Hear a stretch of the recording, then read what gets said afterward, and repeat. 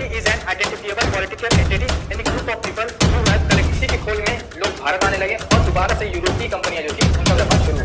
इस लोग से कुछ लाइन लिखी होती है वर्टिकल और पूरा अंतर यहाँ पे आता है। Literary work, artistic work, innovation, इन सब चीज़ों के लिए आपको ट्रेडमार्क दिया जाता है।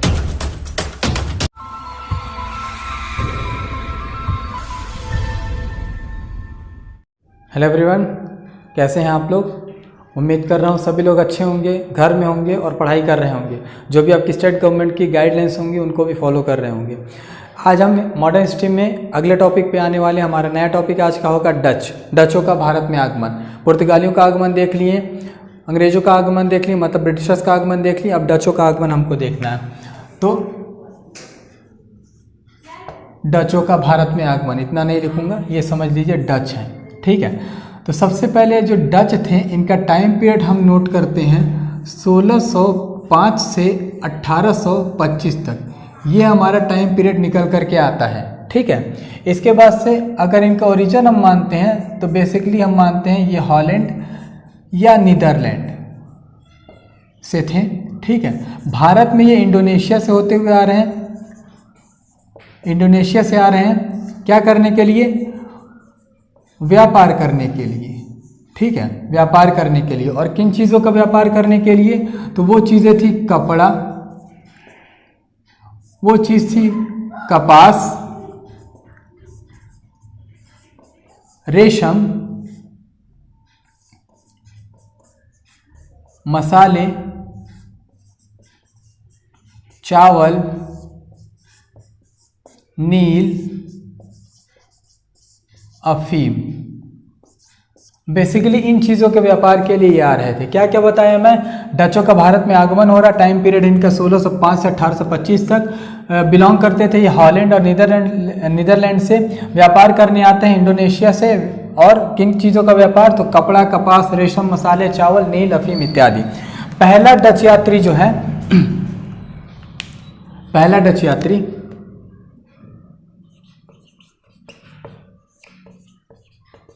पहला डच यात्री कब आता है, 1596 में, 1596 में आता है। नाम है इसका कार्नोलियस डी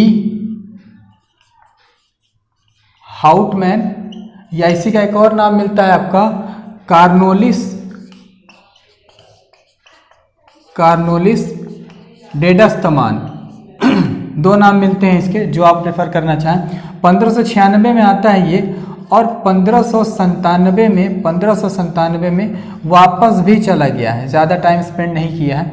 आने के टाइम में क्या करता है, जब आता है तो बहुत अच्छा काम किया। क्या काम किया है, 2 जगह पे कब्जा किया है, 2 जगहों पे कब्जा किया है। कौन कौन सी जगह है वो, तो पहली जगह है बैंटम, पहली जगह है आपकी बैंटम, और दूसरी जगह है सुमात्रा। ये इंडोनेशिया के भाग हैं। और इंडोनेशिया आपको पता होगा पहले भारत का हिस्सा था, ठीक। इतना समझ में आ गया होगा। क्या क्या बताया मैं, डचों के बारे में बता रहा हूँ। अभी आगे और बढ़ते हैं, फिर देखते हैं। फिर इसके बाद से आपको डेट याद रखनी है 1602 की। 1602 में कुछ घटनाएं हैं, वो हमको देखना है। 1602 की घटना, 1602 पहली घटना ये है कि इनको एकाधिकार मिल जाता है। डचों को व्यापारिक एकाधिकार मिल जाता है। कितने सालों का, 21 सालों का व्यापारिक एकाधिकार मिलता है। किसके द्वारा मिलता है, तो डच व्यवस्थापिका के द्वारा, डच व्यवस्थापिका या संसद के द्वारा, डच व्यवस्थापिका या संसद के द्वारा। नाम था उसका Dutch states general, Dutch states general. इसके द्वारा इनको व्यापारिक एकाधिकार मिल जाता है। जब व्यापारिक एकाधिकार मिला, किन चीज़ों का व्यापारिक एकाधिकार मिला था, युद्ध का, संधि का, किलेबंदी का, भूमि अधिग्रहण का, और प्रदेश पर कब्जा करने या अधिग्रहण का, प्रदेश अधिग्रहण का। ठीक है, इतना समझ में आया।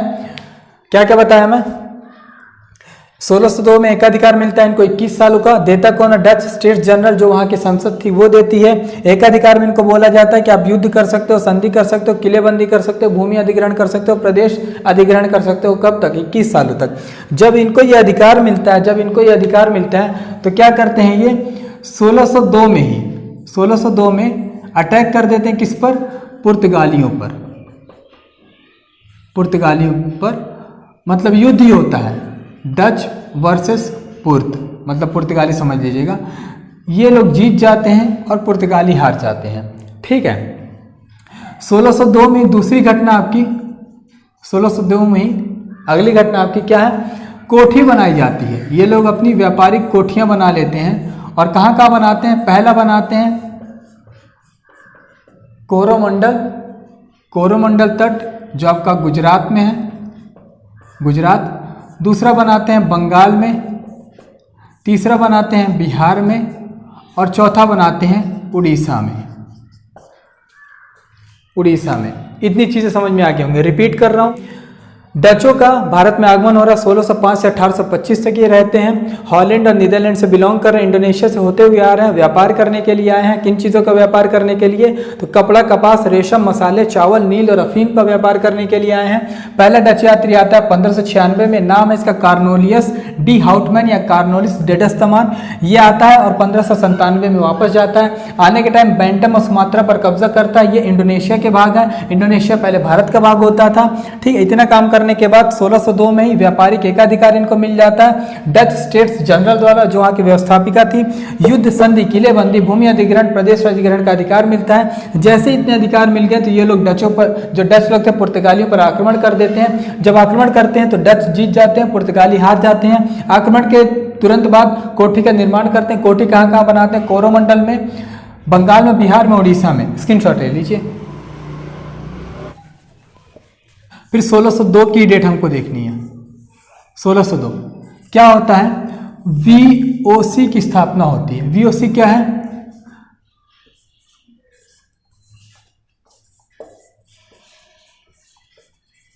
वेरिनिंगदे ओस्ट इंडीसे कंपनी, ये डच कंपनी थी। ट्रांसलेट करते हैं तो ये बनती है United east India company of Netherlands. इसको और शॉर्ट में किया गया तो ये होती है डच ईस्ट इंडिया कंपनी। ठीक है। इसकी शुरुआती पूंजी थी 65 लाख गिल्डर, और इसको चलाने के लिए 17 सदस्यीय बोर्ड हुआ करता था। 17 सदस्यीय बोर्ड हुआ करता था। ठीक है। 1602 की घटना में इसको मेंशन करिएगा। इतना समझ में आए। इसके बाद से टाइम पीरियड आपका आता है 1605 का। 1605 में पहला फैक्ट आपको मसूलीपट्टनम जो है, मसूलीपट्टनम में पहली व्यापारिक कोठी बनाई जाती है। पहली व्यापारिक कोठी, और एक ऐसी कोठी थी, किलेबंद कोठी थी, किलेबंद।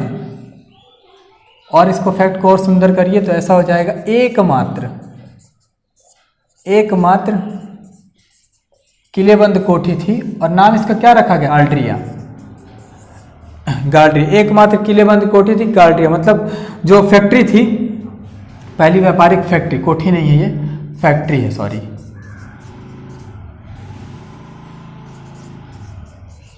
फैक्ट्री, पहली व्यापारिक फैक्ट्री है। एकमात्र किलेबंद, मतलब बाउंड्री से घिरी हुई है, और नाम था उसका गार्ड्रिया। और ये फेमस किस लिए था? जो मसूलीपट्टनम जो एरिया था फेमस था नील के लिए। यहाँ का नील बहुत अच्छा होता था। इतना समझ में आया? ठीक है। फिर 1605 की एक और घटना आपको याद रखनी पड़ेगी। 1605 में डच और पुर्तगाली फिर से भिड़ते हैं। पुर्तगाली हार जाते हैं, डच जीत जाते हैं। जीते हैं तो कौन सा एरिया जीत गए हैं? यहाँ लिख दे रहा हूँ। जीते हैं, एरिया का नाम है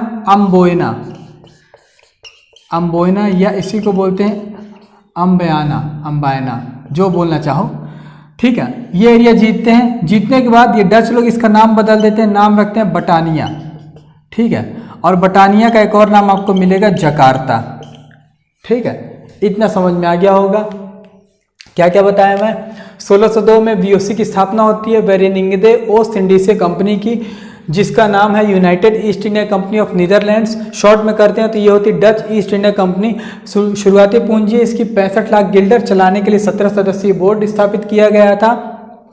1605 में मसूलीपट्टनम में पहली व्यापारिक फैक्ट्री खोली जाती है, जो पहली किले मात्र कोठी है, एकमात्र किलेबंद फैक्ट्री है वो। नाम था उसका गार्डिया और ये नील के लिए फेमस था, ठीक है। 1605 में ही डच और पुर्तगाली लड़ाई करते हैं, जिसमें से डच जीतते हैं तो अम्बोयना नामक क्षेत्र जीत लेते हैं। उस अम्बोयना का नाम बदल करके क्या रखते हैं, बटानिया नाम रखते हैं। और उसका एक और नाम आपको मिलता है प्रेजेंट में, जकार्ता, ठीक है। इतना समझ में आ गया होगा। एक और देखते हैं। 1605 हो गया। फिर इसके बाद से 1610 में पुलिकट पर कब्जा किया जाता है। और पुलिकट में क्या था, पुलिकट में पैगोडा का टकसाल था, पैगोडा का टकसाल था। ये पैगोडा क्या था, सोने के सिक्के, जो सोने के सिक्के होते थे उनको पैगोडा बोला जाता था। अब इन सोने के सिक्कों में क्वेश्चन पूछता है कि किसकी मूर्ति बनी हुई थी, तो मूर्ति बनी थी वेंकटेश्वर भगवान की, वेंकटेश्वर यानी भगवान विष्णु की, विष्णु भगवान की मूर्ति या चित्र बना हुआ था, ठीक है।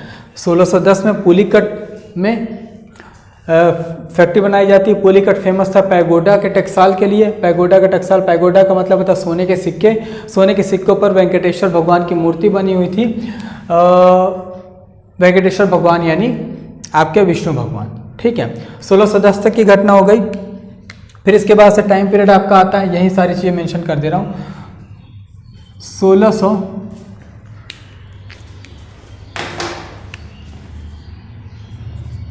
1614 में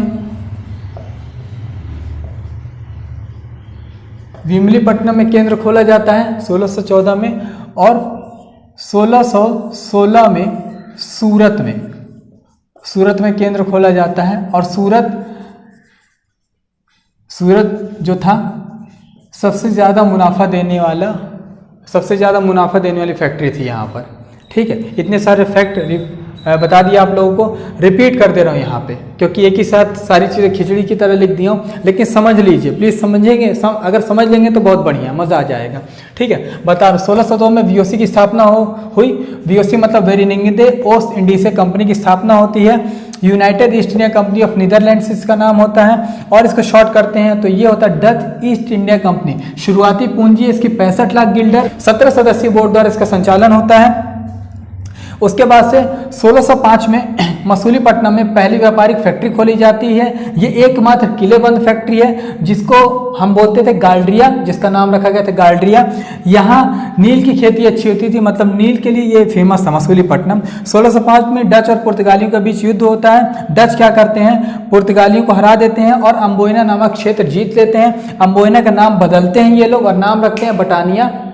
बटानिया का नाम एक और मिलता है जकार्ता, ठीक है। 1605 तक की डेट हो गई है। 1610 में पुलिकट में फैक्ट्री बनाते हैं। पुलिकट पैगोडा की टकसाल के लिए फेमस था। पैगोडा मतलब सोने के सिक्के, और उन सोने के सिक्कों पर विष्णु भगवान की मूर्ति बनी होती थी। 1614 में विमलीपट्टनम में फैक्ट्री बनाते हैं। 1616 में सूरत में फैक्ट्री बनाते हैं। और सूरत जो थी सबसे ज़्यादा मुनाफा देने वाली कंपनी थी, सबसे ज़्यादा मुनाफा देने वाली फैक्ट्री थी। स्क्रीनशॉट ले लीजिए। तो उम्मीद कर रहा हूँ समझ में आई होंगी सारी चीज़ें। नहीं समझ में आई होंगी तो प्लीज़ कमेंट करिएगा। कमेंट क्या करेंगे आप लोग, अगर क्लास में पढ़ाते समय बोलने में कोई दिक्कत आती है, लिखावट समझ में नहीं आ रही तो बताइएगा, स्पीड कम कर दूंगा, मतलब साफ लिखने लगूंगा। और स्पीड ज़्यादा है तो भी बताइएगा, फैक्ट्स में कोई दिक्कत होता है तो भी बताइएगा।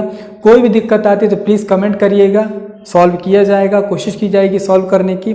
और अगर अच्छा लगता है तो भी कमेंट करिएगा, सपोर्ट ज़रूर करिएगा। Thanks lot, bye, take care, खुश रहिए, पढ़ाई करते रहिए।